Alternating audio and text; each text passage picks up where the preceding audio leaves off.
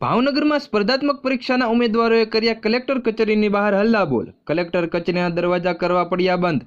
સ્પર્ધાત્મક પરીક્ષા માટે સીબીઆરટી પદ્ધતિ નાબૂદ કરવામાં આવે તેમજ ફોરેસ્ટ ભરતીમાં નોર્મલાઇઝેશન કર્યા બાદ ઉમેદવારોના માર્ક્સ પ્રસિદ્ધ કરવામાં આવે તેવી માંગ કરવામાં આવી છે। સ્પર્ધાત્મક પરીક્ષા એક સાથે 200 જેટલા ઉમેદવારો કલેક્ટર કચેરીની બહાર સૂત્રોચ્ચાર કરીને સરકારની ગૌણ સેવા પસંદગી બોર્ડ સામે વિરોધ નોંધાવ્યો હતો। વિદ્યાર્થીઓનું માનવું છે કે પરીક્ષા લેવામાં આવી છે તેમાં ઘણી વિસંગતતા અને પારદર્શકતાનો અભાવ છે। જો આગામી સમયમાં વિદ્યાર્થીઓના હિતમાં નિર્ણય નહીં આવે તો વિદ્યાર્થીઓ મોટું આંદોલન કરશે તેવી પણ ચીમકી આપવામાં આવી હતી। દર્શન આચાર્ય, ભાવનગર।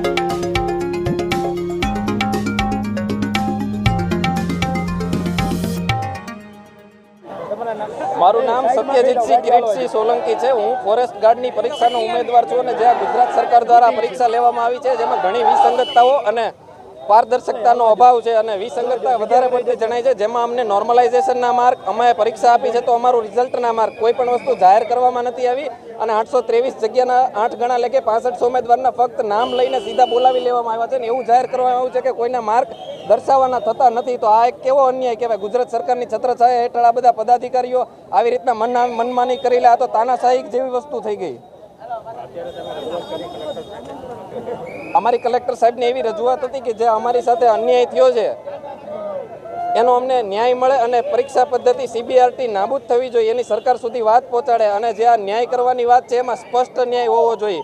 પોતાની રીતે આવી રીતના જાહેરાત કરવાથી કોઈ અર્થ નથી રહેતો કે માર્ક જાહેર કરવામાં નહીં આવે। આવું અધ્યક્ષ દ્વારા જાહેર કરવામાં આવ્યું છે કે જેનું નામ છે એને ફક્ત પરીક્ષા ફિઝિકલ ટેસ્ટ આપવામાં આવશે, બાકીના માર્ક જાહેર કરવાના થતા નથી, આવું એમના દ્વારા કહેવામાં આવ્યું છે।